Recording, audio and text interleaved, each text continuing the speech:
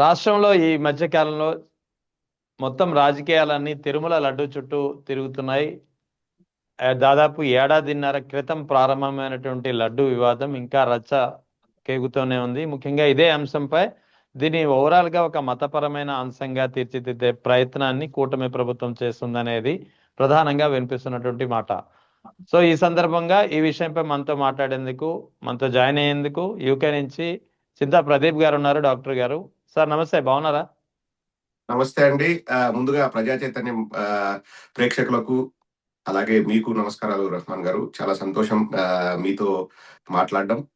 తప్పకుండా ప్రజలకు వాస్తవాలు తెలియాల్సిన అవసరం అయితే ఉందండి. సార్ ఏం జరుగుతుంది అసలు రాష్ట్రంలో? మొత్తం ఈ లడ్డు చుట్టూనే తిప్పుతారా? ఇంకా వేరే సమస్యలు లేనట్టున్నాయి రాష్ట్రంలో? ఒకటైతే ఇక్కడ ప్రజల అభిప్రాయం నేను విన్నది నేను చెప్తున్నాను. ప్రజలకు విసుగొచ్చిందండి. ఇంకా చాలురా బాబు మహాప్రభు రాజకీయాలు ఆపండి.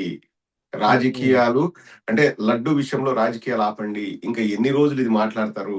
ఫస్ట్ ఏమన్నారండి? జంతు కొవ్వు అన్నారు, తర్వాత పామాయిల్ అన్నారు, తర్వాత కెమికల్స్ అన్నారు, తర్వాత లైంగిక సామర్థ్యం తగ్గిపోద్దన్నారు, తర్వాత ఇంకా నెక్స్ట్ ఏమేం చెప్తారని ఆ భక్తులు భయపడుతున్నారండి. ఇప్పుడు చంద్రబాబు నాయుడు గారు నేను విన్నది ఆ ఏంటంటే ఢిల్లీకి వెళ్ళి తిరిగి వచ్చిన తర్వాత ఒక విలేకరి లడ్డు గురించి మాట్లాడదాం ఇప్పుడు వద్దులే దాని గురించి తర్వాత మాట్లాడదాంలే అన్నారు. సో అక్కడ ఢిల్లీలో అక్షంతలు పడ్డాయంటారా?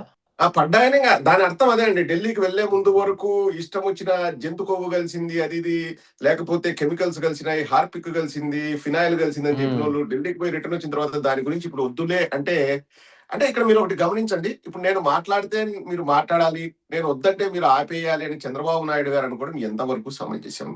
అంటే ఇప్పుడు నేను నందిని చూపించి పంది అంటే మీరు పంది అనాలి, నేను పందిని చూపించి నంది అంటే మీరు అనాలి అనే వాళ్ళకి ఏంటంటే వాళ్ళకు మీడియా పవర్ ఎక్కువ ఉంది, మేము ఇష్టారీతిన వాగుతాము, అది ప్రజల మీద వేస్తాము, ప్రజలు గొర్రెలు, మా మాటలు నమ్ముతారనే విశ్వాసం వాళ్ళకు బలంగా ఉందండి.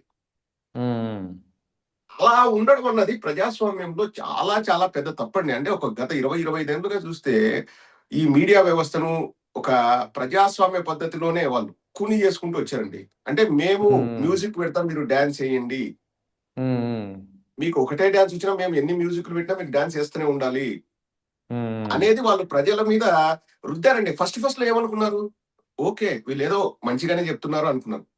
బాగా కమ్మగా ఉండేటివి, మాటలన్నీ కూడా తీయగా బాగా కమ్మగా ఉండేటివి. పోను అవి ఏమయ్యాయి? ఇప్పుడు సిగరెట్ పెట్టులు వచ్చినప్పుడు రామారావు గారు, నాగేశ్వరరావు గారు సినిమాల్లో సిగరెట్ వెలిగిస్తే అదొక స్టైల్ అనుకుని యూత్ అంతా అప్పట్లో ఫాలో అయ్యేవాళ్ళండి. తర్వాత ఏమన్నారు? Cigarette is injurious to health అని పెట్ట మీద చిన్నగా రాసుకుంటూ వచ్చారు. తర్వాత ఇప్పుడు ఏమొచ్చింది? క్యాన్సర్ ఫోటోలు పెడుతున్నారు. సో ఇప్పుడు same yellow media is equal to cigarette packet అండి. అది ప్రజలు అర్థం చేసుకోవాలన్నది మనందరి తపన తాపత్రయం అంతే. అంటే దీన్ని ఒక మతపరమైన అంశంగా ఇప్పుడు కూటమి ప్రభుత్వానికి జగన్ ఎదుర్కోవడానికి అన్ని ఆయుధాలు దాదాపుగా వీళ్ళు సంధించేశారు అని చెప్పుకోవచ్చు. ముఖ్యంగా ఇప్పుడు మిగిలింది మతం అనే ఒక అస్త్రం, దీన్ని కూడా ప్రయోగించాలని చూస్తున్నారు. అందుకే బహుశా చంద్రబాబు నాయుడు ఈ మధ్యన మాట్లాడుతూ రెండోసారి అన్నారు, కల్తీ జరిగింది డబ్బుల కోసం కాదు, మతాన్ని అపవిత్రం చేయడానికి అంటూ సీఎం స్థాయిలో ఉన్న వ్యక్తి చేసినటువంటి వ్యాఖ్యలు. ఇప్పుడు ఒకటండి, నేను హిందువుని, చంద్రబాబు గారు హిందువు. మతం పైన చంద్రబాబు గారికి, పవన్ కళ్యాణ్ గారికి ప్రేమ ఉంటుందా? వేరే ఎవరికి ప్రేమ ఉండదా?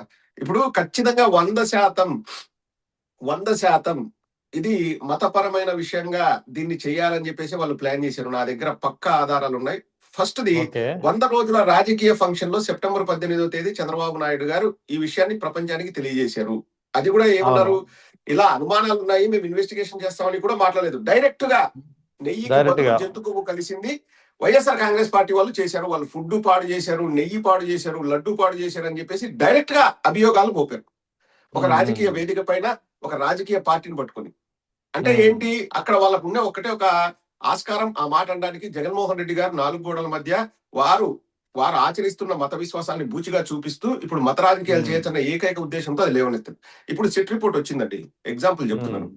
36 మంది పేర్లు ఉంటాయి. 36 మంది హిందువులే. అవును, టీటీడీలో పనిచేసే వాళ్ళంతా హిందువులే, నెయ్యి సప్లై చేసే వాళ్ళు హిందువులే, ఛార్జ్ షీట్ లో ఉన్న వాళ్ళు హిందువులే, తప్పు చేసిన వాళ్ళు హిందువులే, తప్పు చేయని వాళ్ళు హిందువులే. అఫ్ కోర్స్ కోర్టు నిర్ణయిస్తుంది వాళ్ళు తప్పు చేసినా లేదా అని. ఎవరి ఆ, వాదనలు వాళ్ళు వినిపించవచ్చు. కానీ అవును. ఇంతమంది హిందువులు ఇక్కడ ఉన్నప్పుడు ఇంకా ఎవరండి హిందూ మతాన్ని పాడు చేయాలనుకుంటారు? రాజకీయంగా దీన్ని మత రాజకీయంగా వాడుకోవడానికి కాకపోతే ఎవరండి చేస్తారు? ఇంకా ఇక్కడ మూడు ప్రశ్నలు అండి. మీ ద్వారా మీ ఛానల్ ద్వారా ప్రజలను అడుగుతున్నాను. మూడు ప్రశ్నలు. ఇప్పుడు చాలా చంద్రబాబు నాయుడు బయటకు వచ్చేసి ఇంకా నా అంత భక్తుడు లేడు, మనోభావాలు దెబ్బతింటే బాధేస్తుంది, ఆవేదన వస్తుంది, ఆవేశం వస్తుంది, ఇన్ని మాటలు మాట్లాడతారు కదా. జూలై 23 రిపోర్ట్ వస్తే సెప్టెంబర్ 18 వరకు చంద్రబాబు గారు ఏం చేశారు, ఎందుకు దాన్ని బయట ప్రపంచానికి చెప్పలేదు? అంటే ఈ రోజు అన్నం తింటే మనం 2 నెలల తర్వాత చేయి కడుక్కుంటామా? ఈ రోజు కాలికి దెబ్బ తగిలితే 2 నెలల తర్వాత ప్లాస్టర్ వేస్తామా? లేకపోతే కట్టు కడతామా? కాదు కదా. ఇమీడియట్ గా యాక్షన్ తీసుకో. ఎందుకంటే మనోభావాలకు సంబంధించిన విషయం. మన మనోభావాలు దెబ్బతింటాయి. నేను వెంకటేశ్వర భక్తుని, పరమ భక్తుని, నా వల్ల కాదు, కొండపైకి మెట్లు ఎక్కుకుంటూ వెళ్ళాను, ప్రాయశ్చిత దీక్ష, ఇన్ని మాట్లాడిన వ్యక్తులు 2 నెలలు ఏం చేశారు? పోనీ ఆ 2 నెలలలో నువ్వు ఏదో సిట్ ఇన్వెస్టిగేషన్ వేసో లేకపోతే ఇంకొక ఇన్వెస్టిగేషన్ వేసో నువ్వు కూలంకుషంగా వాస్తవాలను బయటకు తీసే ప్రయత్నం ఏమైనా చేసావా? చెయ్యలేదు. రెండవ ప్రశ్న, అవే ట్యాంకర్లు, రిజెక్ట్ అయిన ట్యాంకర్లు ఏఆర్ డైరీ నుంచి మళ్ళా వైష్ణవి డైరీకి వెళ్తే అక్కడ వాళ్ళు ఒక నిర్మానుష్యమైన ఒక క్రషర్ మిషన్ దగ్గర ఆ 4 ట్యాంకర్లు అట్లే పెట్టి వాటిని మార్చకుండా ఆగస్టు 11, ఆగస్టు 12, ఆగస్టు 19, 2024 తేదీ తిరిగి మళ్ళీ కొండపైకి వెళ్ళి వాటి ద్వారా లడ్లు చేశారు లేదా? ఆ రోజు టెస్ట్ లెట్ పాస్ అయినాయి. సో అంటే ఇక్కడ అనుమానాలు ఏంటి? వీళ్ళు పంపించిన శాంపిల్ కూడా కల్తీ జరిగి ఉండవచ్చు. అనుమానాలు అంతే, అనుమానం ఉంది. ఇక మూడవది, ఇది చాలా ఇంపార్టెంట్ అండి, ఎవరు మాట్లాడట్లేదు. 6 నెలల వ్యవధిలో 3 టీటీడీ ఈవోలను మార్చాల్సిన అవసరం ఏమొచ్చింది?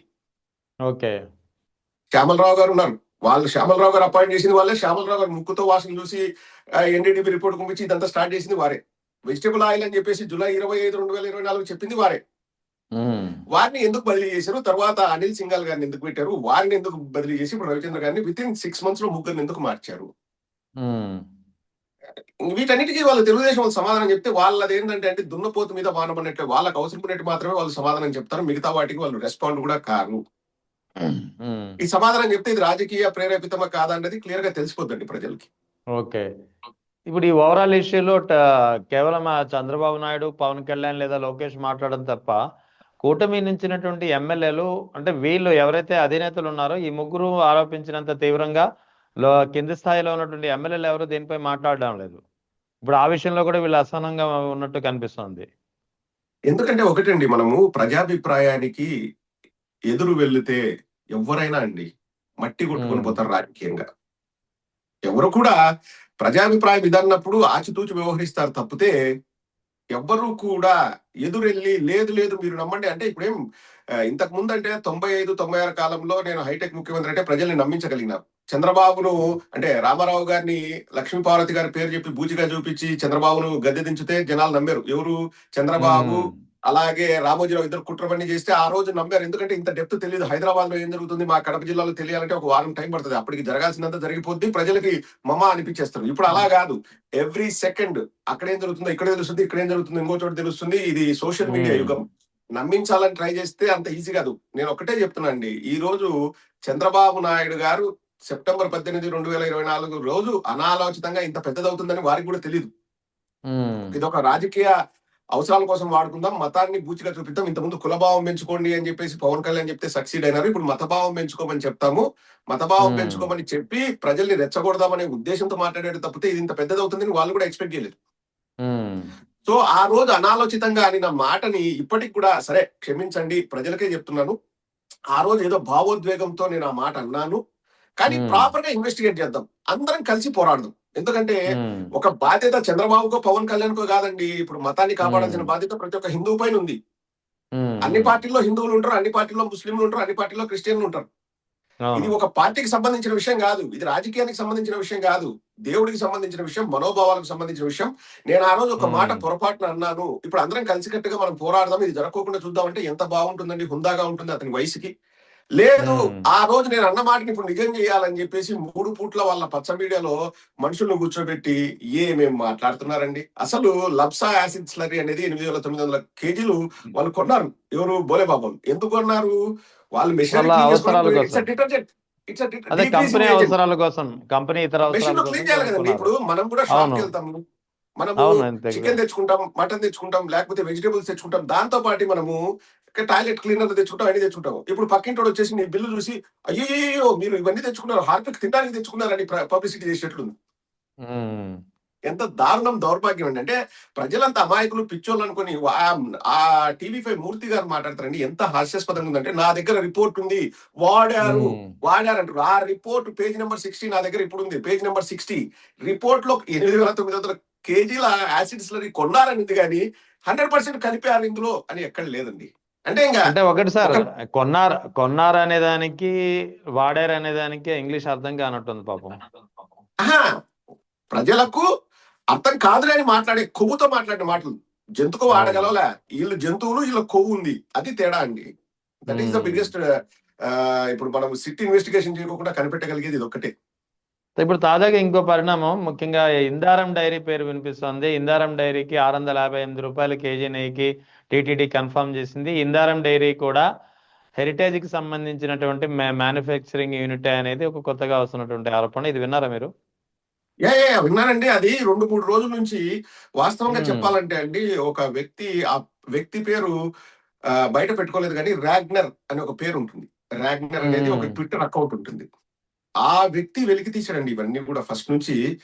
అసలు హెరిటేజ్ ఇష్యూ వచ్చిన తర్వాత హెరిటేజ్ పాలు ఎక్కడ తయారవుతాయి, హెరిటేజ్ పెరుగు ఎక్కడ తయారవుతుందంటే ఇందాపూర్ డైరీ అనే దాంట్లో అవును, తయారవుతుందండి. అవును, ఇందాపూర్ ఎగ్జాక్ట్లీ. ఆ, వాళ్ళు ఇప్పుడు 660 రూపాయల వాట్ ఎవర్ ప్రైస్ మీరు చెప్పారు కదా, ఆ అవును. రేటుకి తిరుమలలో లడ్డు కాంట్రాక్ట్ అంటే నెయ్యి సప్లై చేసే కాంట్రాక్ట్ వాళ్ళు పొందారు.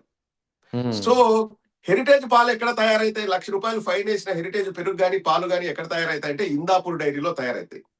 సో ఉమ్. 100% ఇందాపూర్ డైరీకి హెరిటేజ్ కి కనెక్షన్ ఉంది. ఉమ్. ఎందుకంటే వాళ్ళే ఓపెన్ గా వాళ్ళ వెబ్సైట్ లోనే పెట్టుకున్నారు, మేము మ్యానుఫ్యాక్చరింగ్ యూనిట్ ఎక్కడుందంటే ఇందాపూర్ డైరీ అని. సో హెరిటేజ్ కి అవును. ఇందాపూర్ కు కనెక్షన్ ఉంది. ఇంకా ఆ కనెక్షన్ వాడుకొని ఇప్పుడు తిరుమలలో కాంట్రాక్ట్ పొందారా, ఇందాపూర్ అన్నది డైరెక్ట్ గా చంద్రబాబు కంపెనీయేనా, ఇలా వీళ్ళందరిపైన బూచిగా చూపించి రేటు పెంచుకొని లాభపడదామని చెప్పేసి వాళ్ళు చేశారా అన్నది ఖచ్చితంగా డిస్కషన్ అయితే జరగాలండి. ప్రజల్లో ఆ విషయం అయితే నానాలి.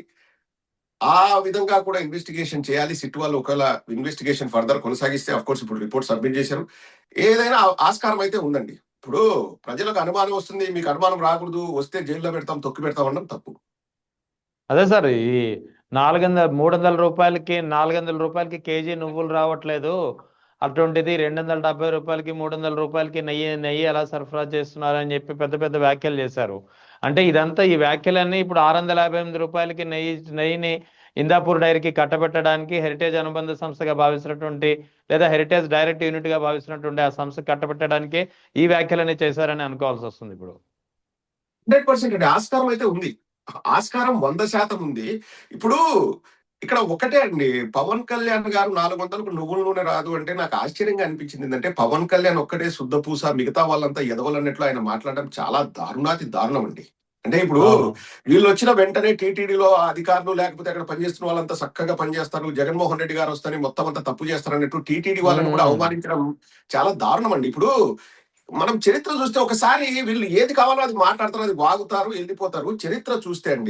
270 రూపాయలు 2014 నుంచి 19 వరకు చంద్రబాబు హయాంలో ఏ రోజు అవును. 400 దాటి లేదు కేజీ నెయ్యి కొనుగోలు. 328, 309, లే, 358 350 కూడా దాటలేనట్టుంది సార్. దాటలేదు. మరి ఆ రోజు ఎలా కొన్నారు? ఇప్పుడు ఈ 5 ఏళ్లలో జగన్మోహన్ రెడ్డి గారు వచ్చిన 5 ఏళ్లలో 450, 480, 510 చిల్లర కూడా కొన్నారు. ఏది నెయ్యి కేజీకి. ఇప్పుడు అవును. డిమాండ్ అండ్ సప్లై అండి. ఇప్పుడు ముగ్గురు టెండర్లు పడతారు, నేను ఈ విధంగా సప్లై చేస్తాను అంటే ఆ విధంగా తీసుకుంటారు. ఉమ్. ఇప్పుడు ఆ విధంగా తీసుకుంటారు. ఎవరో ఎక్కడో చెప్తే నేను విన్నానండి. ఇప్పుడు కేజీ మన గ్రౌండ్ నట్స్ కంటే కూడా ఒక కేజీ గ్రౌండ్ నట్ ఆయిల్ తక్కువ. ఎలా వస్తుందండి తక్కువకి? రానే రాదు కదా. ఇప్పుడు మార్కెట్ లో మీరు వెళ్ళి చూడండి, కేజీ గ్రౌండ్ నట్స్ కంటే అవును. కేజీ గ్రౌండ్ నట్స్ ఆయిల్ తక్కువ. ఇప్పుడు గ్రౌండ్ నట్స్ వాడు కేజీ ఇంత పెట్టి కొంటే ఎవడు ఆ ఆయిల్ తయారు చేసేవాడు? అఫ్ కోర్స్ అవును. ఆ పిప్పి, ఆ గ్రౌండ్ నట్ ని ఆయిల్ తీసిన తర్వాత ఆ పిప్పి వేరే దానికి వాడుకోవచ్చు, what ever it is. But logical గా అవును. మాట్లాడితే కేజీ గ్రౌండ్ నట్స్ కంటే కేజీ గ్రౌండ్ నట్ ఆయిల్ ఎలా తక్కువకి వస్తుంది? అవును. వాళ్ళు వాళ్ళు టెండర్ సిస్టమ్ వాళ్ళు పాడుతున్నారండి. ఇప్పుడు మాకు ఇంతకు వస్తుంది. ఇప్పుడు పోనీ 2019 వరకు చంద్రబాబు నాయుడు గారు 700, 800తో కేజీ నెయ్యి కొనుగోలు చేసి జగన్మోహన్ రెడ్డి గారు వస్తేనే 300 చేశారనుకోండి, ఓకే ఉమ్, చేయొచ్చు అనేది ఉంటది. ఇంకోటి మీరు ఉమ్, గమ్మత్తైన విషయము, ఇందులో సంచలనమైన విషయం కూడా ఒకటి బయటపడిందండి. ఉమ్, 2015లో ఇది ఇది చాలా కీలకమైన విషయం. ఇందాపూర్ కు ఉమ్, కట్టబెట్టడానికి మామూలుగా వితిన్ 1500 కిలోమీటర్స్ మనం ప్రొక్యూర్ చేయాలా నెయ్యి అనే రూల్ ఉన్నింది. ఆ ఓకే. దానికి కూడా సడలింపు ఇచ్చారు. ఉమ్, ఉమ్, 1500 కిలోమీటర్ల పరిధిలో నెయ్యి కొనుగోలు చేయొచ్చు అనే దానికి కాకుండా 1500 కిలోమీటర్లు దాటి కూడా నెయ్యి కొనుగోలు చేయొచ్చు అనేది ఆ సడలింపు ఇచ్చింది ఉమ్, తెలుగుదేశం వాళ్ళు. ఎందుకంటే ఓకే. తిరుమల నుంచి ఇందాపూర్ డైరీ 1500 కిలోమీటర్ల కంటే ఎక్కువ ఉంది. Um, it's a very important thing అండి. ఇటువంటివన్నీ కూడా ఇన్వెస్టిగేట్ చేస్తే లోగుట్టు పెరుమాల్ కిరక అనే సామెత ఉన్నట్లు సరిపోద్ది. ఇక్కడ ఇంకోటి పవన్ కళ్యాణ్ ఎంత దారుణంగా మాట్లాడారంటే అండి, ఆ అప్పుడు ఆ లడ్డు ఇష్యూ జరిగినప్పుడు ప్రాయశ్చిత్త దీక్ష చేస్తూ ముస్లిమ్స్ నమాజ్ చేస్తుంటే మనం అంతా ఆగిపోతాం, ఇదే క్రిస్టియన్ కమ్యూనిటీలో జరిగితే ఒప్పుకుంటారా, ముస్లిం కమ్యూనిటీలో జరిగితే ఒప్పుకుంటారా, మనం గోవింద నామస్మరణ చేస్తుంటే మనం ఆగము, మనం వెళ్ళిపోతాం. ఇక్కడ వేరే మతాల ప్రస్తావన దేనికండి? అదే ఈ మతాన్ని రెచ్చగొట్టడానికి. ఇప్పుడు ఒకటండి, నేను ఇది కూడా ఇంతకుముందు నా వీడియోలో చెప్పాను. ముస్లిమ్స్ నమాజ్ ఇట్లా చేస్తారు, ఇఫ్ ఐఎమ్ నాట్ రాంగ్. హిందువులు ఉమ్, ఇట్లా ప్రే చేస్తారు. సో అవి ఆచారాలు, వాటిని కంపేర్ చేస్తామండి మనము. ఇప్పుడు గోవింద అవును. నామస్మరణ చేసేటప్పుడు ఆగాలని హిందూ శాస్త్రంలో లేదు. గోవింద నామస్మరణ చేసుకుంటూనే కొండెక్కుతారు ప్రతి ఒక్కరు, గోవింద గోవింద అని. ఇంకా ఎందుకు కంపేర్ చేయాలి ముస్లింలతో లేకపోతే క్రిస్టియన్స్ తో? రెచ్చగొట్టడానికి కాదండి. అసలు నీకు ఉమ్, జరిగిన ఇష్యూ ఏంది, దాన్ని రెచ్చగొట్టడం ఎట్లా పోతారండి? అసలు ప్రతి దానికి తలా తోకుండదండి. వాళ్ళు అడ్డంగా దొరికిపోయారు, బుక్ అయ్యారు, ప్రజల్లో వాళ్ళు ఎర్రిపప్పలయ్యారు. ఇప్పుడు దాన్ని ఎలా కవర్ చేసుకోవాలని ఈ నాటకాలు తప్పితే, ఇప్పుడు ఏంది నేషనల్ మీడియాకు నాకు కరాకంటిగా నేను చెప్పగలనండి. అంటే ఇప్పుడు డైరెక్ట్ గా మీరు ఉమ్, చూశారంటే నేను చెప్పలేను కానీ, ప్రతి ఉమ్, నేషనల్ మీడియాకి డబ్బులు ఇచ్చి ఒకే రోజు 4-5 నేషనల్ మీడియాలో పెట్టించి దీన్ని హైలైట్ చేయాలని చెప్పి పెద్దది చేసి చేయాలనే తాపత్రయం అయితే క్లియర్ గా కనిపిస్తుందండి. ఉమ్, ఎవరిని పడితే వాళ్ళని తీసుకురావడము, ఎప్పుడూ ఉమ్, లేనిది, ఎప్పుడూ పత్రికా ప్రకటన లేకపోతే లెటర్ రిలీజ్ చేయని పెద్ద జీఎం గారు మఠం నుంచి ఒక లెటర్ రిలీజ్ చేయించడము. ఉమ్, వాళ్ళు అక్టోబర్ 5, 2024 మహాసంప్రోక్షణ చేశారండి, ఏదో కల్తీ జరిగిందని. ఫైన్. ఉమ్, ఆ రోజు ఎందుకు లెటర్ ఉమ్, రిలీజ్ చేయలేదు? ఈ రోజు ఎందుకు లెటర్ రిలీజ్ చేస్తున్నారు పెద్ద జీఎం గారి మఠం నుంచి? అది కూడా చంద్రబాబు నాయుడు వాళ్ళ మనుషులు వాళ్ళని ఫోర్స్ చేసి బలవంతం పెట్టి 2 గంటలు వాళ్ళతో కూర్చొని రాయించారండి. ఎవరు? ఉమ్, వెంకయ్య చౌదరి అనే వ్యక్తి, గురురాజ్ అనే వ్యక్తిని పెద్ద జీఎం గారి స్వాముల వారి దగ్గరికి వెళ్ళి వారితో మాట్లాడించి ఒత్తిడి చేసి బలవంతం పెట్టి ఆ లెటర్ రాయించారు. ఆధారాలు కూడా ఉమ్. ఉన్నాయి. ఇట్లాంటి అన్ని జరుగుతాయండి. ఎందుకంటే ఇంకా తప్పు చేసాం, దాన్ని తప్పును కప్పుపుచ్చుకోవాలి. తర్వాత ఇప్పుడు తాజాగా ఈ అంబటి రాంబాబు ఇష్యూ, అంబటి రాంబాబు వాస్తవానికి ఇవాళ విడుదల కావాల్సి ఉంది. ఆయనకి మొన్న బెయిల్ వచ్చింది. ఈ రాష్ట్ర వ్యాప్తంగా జరిగినటువంటి కేసుల్లో 42A నోటీస్ ఇవ్వాలని చెప్పి కోర్టు చెప్పడంతో ఎప్పుడో గత ఏడాది జరిగినటువంటి కేసును బయటకు తీసుకొచ్చారు. ఇప్పుడు దాంట్లో కూడా బెయిల్ వచ్చి ఆయన విడుదల అవడానికి సిద్ధంగా ఉంటే ఇప్పుడు సత్తెనపల్లిలో 2023 కేసును బయటకు తీసుకొచ్చారు. ఇవి మనం ఒకటే అండి, మనం న్యాయ వ్యవస్థని గౌరవిస్తాం. ఇంకా మనకు న్యాయస్థానాలపైన చట్టాలపైన మనకు గౌరవం ఉంది. మనం లా అబైడింగ్ సిటిజన్స్. కానీ ఖచ్చితంగా ఎవరు మిస్యూజ్ చేస్తున్నారన్నది ప్రజల్లోకి తీసుకెళ్లే బాధ్యత అయితే మన పైన ఉందండి. ఇప్పుడు చూడండి, ఉమ్, అంబటి రాంబాబు గారు అవతల వాళ్ళు ఏదో మాట్లాడితే అంబటి రాంబాబు గారు స్పర్ ఆఫ్ ద మూమెంట్ లో ఆయన తిట్టారు. ఆయనే చెప్పారు తర్వాత బయటకు వచ్చేసి, ఇప్పుడు నేను తిట్టాను, నన్ను క్షమించండి, నేను చింతిస్తున్నాను ఆ మాటలకు, వాళ్ళు అన్న తర్వాత నేను మాట్లాడాను అన్నారు. ఓకే, ఉమ్, ఫైన్. ఇంకా అంతకంటే ఒక వ్యక్తి ఒక మాట అన్న తర్వాత వెనక్కి తీసుకోవడం అది జరగదు. బహిరంగంగా ఉమ్, ప్రజలందరి ముందర పబ్లిక్ కి చెప్పాడు సారీ. తర్వాత ఉమ్, ఏం చేశారు? ఆఫీసు పగలగొట్టారు.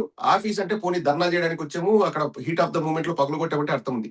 వాళ్ళ ఇంటి పైన ఉమ్, దాడి చేసి, పిల్లలు, పసిపిల్లలు, మహిళలు ఉన్న ఇంటి పైన దాడి చేసి, రాళ్ళేసి, నిప్పు పెట్టి, కారద్దాలు ఉమ్. పగలగొట్టి వాళ్ళ సజీవ దహనానికి ప్లాన్ చేశారు తెలుగుదేశం వాళ్ళు. యా. ఉమ్, అందులో స్వయంగా ఎమ్మెల్యే గల్లా మాధవి గారి హస్బెండ్ ఉన్న ఫోటోలు కూడా బయటకు వచ్చాయి ఆ జరిగే గొడవల్లో. కానీ కొట్టి చంపాలి, సజీవ దహనం చేయాలనుకున్న వాళ్ళకి స్టేషన్ బెయిలు, ఉమ్, కొట్టించుకొని కొట్టించుకొని అద్దాలు పగలు కొట్టించుకొని, కారద్దాలు పగలు కొట్టించుకొని, ఆఫీస్ ను ధ్వంసం చేసి ఇవన్నీ చేసిన వాళ్ళకి 14 రోజుల రిమాండ్ అంటండి, జైలు అంట. ఉమ్, ఈ ప్రజలందరూ కూడా చూస్తున్నారండి, ప్రజలు గమనిస్తున్నారు. మేము ఒకటే, మాకు ప్రజాస్వామ్యం పైన నమ్మకం ఉంది, ప్రజాస్వామ్య పద్ధతిలో వెళ్తాము. నాకు తెలిసి అంబటి రాంబాబు గారు పెట్టిన ప్రెస్ మీట్లు ఏ ఇతర రాజకీయ నాయకులు కూడా పెట్టిండ్రండి. ఏ రోజు కూడా వారు ఒక్కటంటే ఒక్క చెడ్డ పదం వాడిన రికార్డు కూడా లేదు. వాళ్ళది ఆ నైజం కూడా కాదు. ఆ రోజు రెచ్చగొట్టి, మహిళల్ని తీసుకొచ్చి రెచ్చగొట్టి ఇంత చేస్తే వారు గుడికి వెళ్ళి రిటర్న్ వస్తున్నారండి. ఇంత ఉమ్, చేస్తే వారు కోపంలో ఆ మాట అన్నారు, నేను కోపంలో అన్నా అని వారు కూడా చెప్పారు. ఉమ్, కానీ ఎంత జరుగుతుందో చూడండి. ఇది రాజకీయాల కంటే కూడా నేను చెప్తానండి, రాజకీయాల కంటే కూడా చాలా పెద్ద గూడు పుటానుంది. అందులో నేను 100% చెప్పగలనండి. కుల ఉమ్, కోణం కూడా ఉంది. అంబటి ఉమ్, రాంబాబు గారు కాపు కులస్తులు అని చెప్పేసి, ఎందుకంటే ఒక రాజకీయంగా అయితే అంతగా రగిలిపోవాల్సిన అవసరం లేదండి. అంతగా రెచ్చిపోవాల్సిన ఉమ్, అవసరం లేదు. అంతగా ఏదో జరిగిపోతుంది రారా తేల్చుకుందాం అని చెప్పేసి, ఇది ఖచ్చితంగా ఇప్పుడు అదే వాళ్ళ కులం వాడు ఈ మాట వింటే ఇంత రెచ్చిపోయే వల్ల, ఇంత ఇంటి మీద కొట్టే వల్ల, ఇంత దొమ్మిలు చేసే వల్ల, ఇంత చేసే వల్ల లేదండి. మళ్ళా మరి నాకు ఆ కాపుల మద్దతుతోటే కదా సార్ వీళ్ళంతా గెలిచింది, కూటమి ప్రభుత్వం మన ఏపీలో. 100% అండి. ఇప్పుడు పవన్ కళ్యాణ్ గారు కులభావం పెంచుకోమని చెప్తే ప్రజలు నమ్మారు. ఎవరు కాపులు నమ్మారు. ఉమ్, ఏదో ఉమ్, మనకు కూడా ఒక రాజ్యాధికారం వస్తుంది. మనకెప్పుడూ లేదు. మనము కూడా అంటే ఒక లెవెల్‌కి రావచ్చు అని వాళ్ళు ఆశలు పెట్టుకున్నారండి. కానీ ఉమ్, కాపులలో ఒక్క పవన్ కళ్యాణ్ మాత్రమే బాగున్నాడు. అంటే పవన్ కళ్యాణ్ బాగుంటే మిగతా కాపులు బాగున్నట్లు కాదండి. ఇప్పుడు అదే ఉమ్, విషయము అంటే బయటికి చెప్పకపోవచ్చు గాని అడ్వకేట్ రజనీ గారున్నారు. వారు చాలా ఉమ్, అప్‌సెట్ అయ్యారండి. నేను చూస్తున్నాను వారి వీడియోస్ అన్నీ గూడా. ఉమ్, ఇప్పుడు ఉమ్, ఆవిడ అంత బయటికొచ్చేసి ఆవిడ అప్‌సెట్ అయింది కూడా ఏదో కూటమి తప్పు చేసింది అది ఇది కాదనండి. ఈ ఉమ్, ఈ కక్ష అన్నది బియాండ్ పాలిటిక్స్. రాజకీయాలకు ఉమ్, మించి ఏదో జరుగుతోంది. ఇప్పుడు ఉమ్, కన్నా లక్ష్మీనారాయణ గారు ఇంతకుముందు ఆన్ రికార్డ్ ఏబిఎన్ ఛానల్‌లో ఏం చెప్పారు? నన్ను కూడా మట్టు పెట్టాలని చూసాడు చంద్రబాబు నాయుడు. వంగవీటి రంగాతో పాటు నన్ను కూడా చంపాలని చూసాడు. నేను తప్పించుకున్నాను. వంగవీటి రంగా గారిని చంపారు అని చెప్పేసి ఉమ్, కన్నా లక్ష్మీనారాయణ గారు ఇంతకుముందు వేరే పార్టీలో ఉన్నప్పుడు స్వయంగా చంద్రబాబు నాయుడు పైన పెద్ద అభియోగం మోపారు. ఉమ్, అంటే దీన్ని బట్టి మీరు అర్థం చేసుకోండి. ఇప్పుడు ఒక మహిళ అండి, మహిళలు మామూలుగా చెడ్డ మాటలు మాట్లాడడం అరుదు. ఒక మహిళ అవును. రోడ్డుపైకొచ్చేసి కొజ్జా లా అని లకారాలు వాడుతూ రారా నువ్వు కొజ్జావి కాకపోతే చించురా అని చెప్పేసి ఒక మాజీ మంత్రివర్యులు పట్టుకొని ఆవిడ గ్రంథాలయ సంస్థ చైర్మన్ అంటండి. అవును, వందనాదేవి గారు. హూ ఎవర్ ఇట్ ఈస్ ఆవిడ ఉమ్, అలా మాట్లాడడము నేను నిజంగానే నేను ఆశ్చర్యపోయా.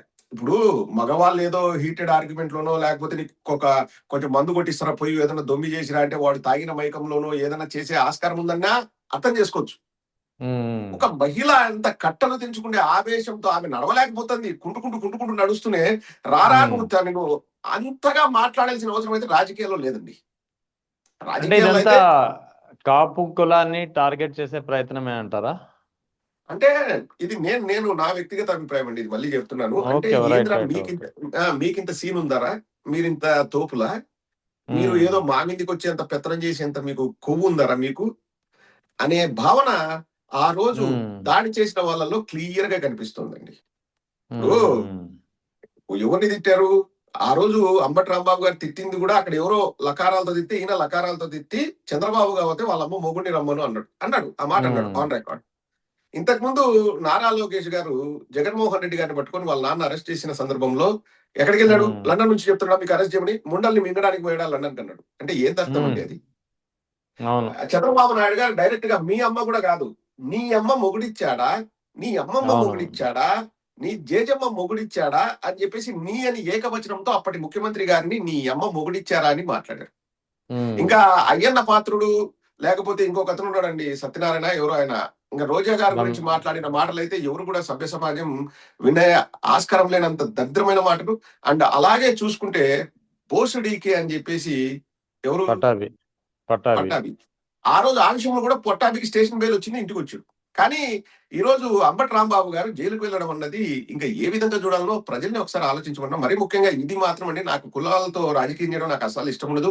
మాది ఉమ్, కడప జిల్లా, మాది జమ్మలమడుగు. మాకు కులభావం అనేది చిన్నప్పటి నుంచి నరనరాన ఎవరు నూరిపోయలేదు. ఎందుకంటే అక్కడ ఉండేది ఒక రెడ్డిస్ మాత్రమే డామినేషన్ ఉంటది. అంటే ఉండేదే వాళ్ళు ఎక్కువ.